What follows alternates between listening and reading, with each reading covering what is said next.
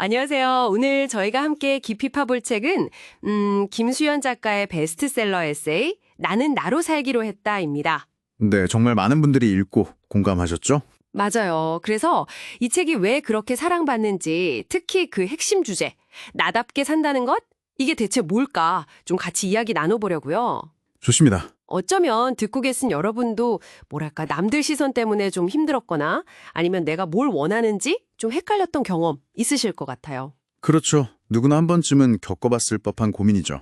이 책이 어떤 답을 줄 수 있을지 한번 같이 살펴보시죠. 자, 바로 시작해 볼까요? 네. 이 책은 그냥 뭐 괜찮다, 힘내라 이런 단순한 위로를 좀 넘어서는 것 같아요. 아, 어떤 점에서요? 우리가 왜 때로는 스스로를 좀 초라하게 느끼는지, 또 이런 좀 냉담한 현실 속에서 어떻게 하면 나를 잃지 않고 내 존엄성을 지키면서 살 수 있을지 그런 구체적인 성찰이랑 제안들을 담고 있거든요. 그러니까 막연한 위로가 아니라 현실적인 방법들. 네, 맞아요. 타인에게 휘둘리지 않고 내 중심을 딱 잡는 방법에 대한 그런 조언들이죠. 아, 책 내용 중에 특히 그 인턴 시절 이야기가 저는 되게 기억에 남았어요. 네네, 그 상사 이야기 맞죠? 네, 상사가 진짜 부당하게 대하는데도 뭐 실은 내색 한번 제대로 못했던 자신을 이렇게 돌아보는 부분이 있잖아요.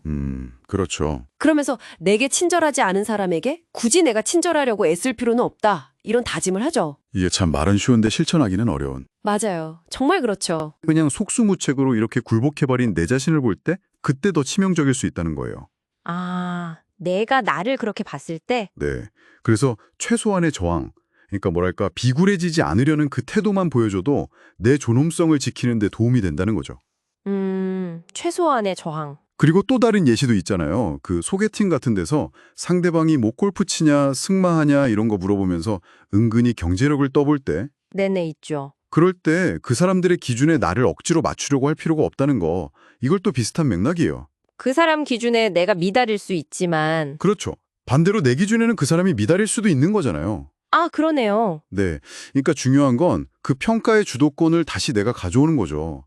당신 기준엔 내가 좀 부족할지 몰라도 뭐 내 기준엔 당신도 그럴 수 있다. 이런 생각. 와, 그 평가의 주도권을 갖는다는 말이 되게 인상 깊네요. 네. 근데 또 이런 고민도 있잖아요. 아, 내가 진짜 뭘 좋아하는지 모르겠어요. 이런 말들. 아, 정말 많죠. 네.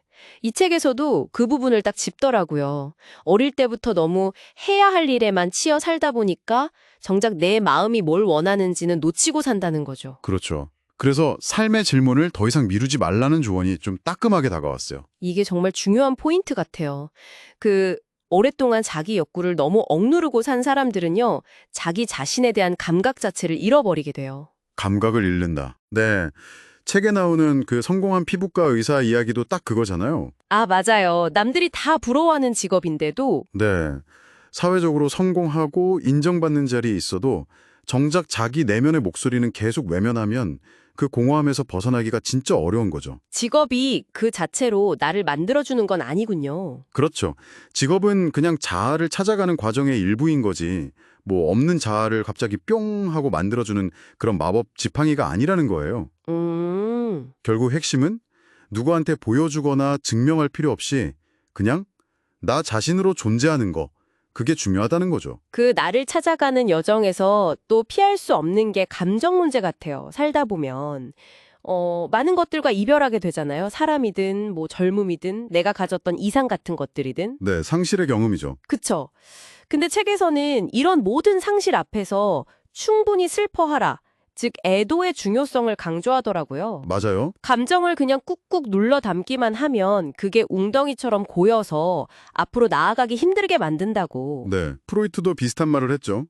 충분한 애도 과정을 거치지 못하면 그게 나중에 우울증으로 이어질 수 있다고요. 아, 정말요? 네, 그만큼 내 감정을 피하지 않고 제대로 마주하는 시간이 꼭 필요하다는 의미예요. 근데 동시에 책은 또 다른 함정에 대해서도 이야기해요. 어떤 함정이요? 바로 불안하다고 무작정 열심히만 하지 말 것. 아, 그 부분 저 진짜 공감했어요. 뭔가 하긴 하는데 네, 뭘 위해서 하는지 모를 때가 딱 그런 것 같아요. 맞아요.